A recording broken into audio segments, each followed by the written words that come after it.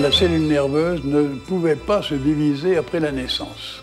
Ce dogme était faux, car les cellules nerveuses pouvaient se diviser après la naissance.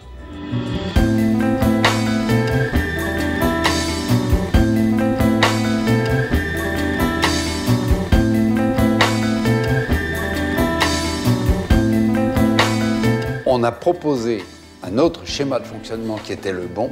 Il y a les cellules génératrices et les cellules fonctionnelles.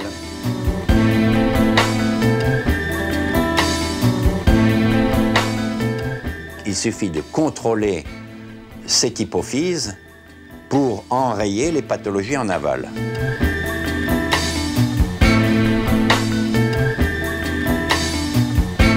Les solutions, surtout quand elles sont simples, sont évidentes. Et quand c'est évident, c'est humiliant.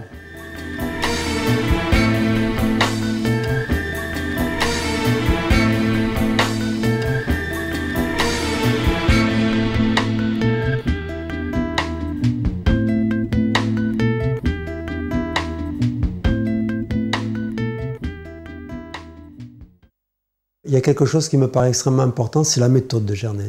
Son premier bouquin est sorti en 68, c'est paru de 48 à 68, donc ça fait 20 ans. Pendant 20 ans, il s'est lancé dans un incroyable travail de lecture.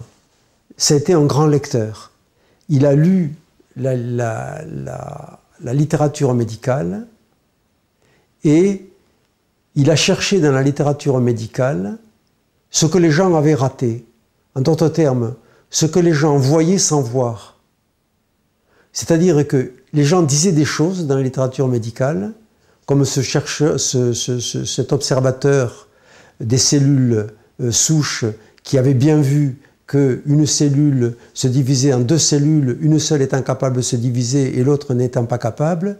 Il l'avait vu, il l'avait décrit, mais il n'était pas allé plus loin. De la même façon que dans les années 20, pour tester un anticancéreux, qu'est-ce qu'on faisait? On prenait un lot de souris. À un lot de souris, on ne donnait rien. À l'autre lot de souris, on donnait un médicament qu'on supposait être anticancéreux. Et puis, on cancérisait les deux lots. Alors, si le deuxième lot ne se cancérisait pas, on en concluait que le médicament était efficace. Mais on n'avait pas vu qu'en même temps, on avait découvert la prévention du cancer.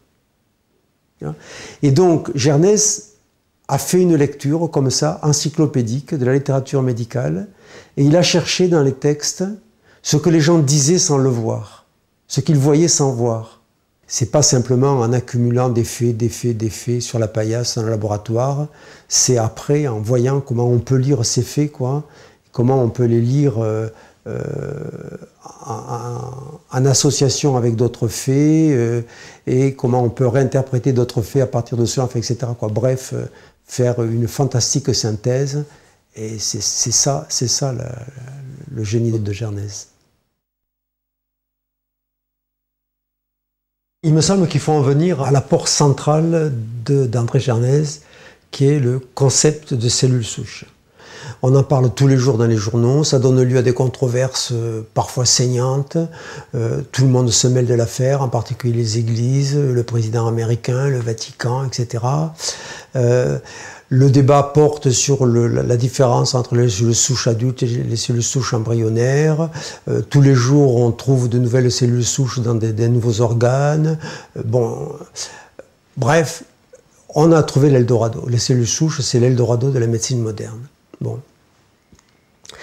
Et quelle est l'attitude de la communauté scientifique par rapport à ces cellules souches? Eh bien, tout simplement de les instrumentaliser. C'est-à-dire, on se dit, on a trouvé des cellules souches, on va voir comment on peut les faire bosser, leur faire réparer un cœur, réparer un poumon, etc., etc.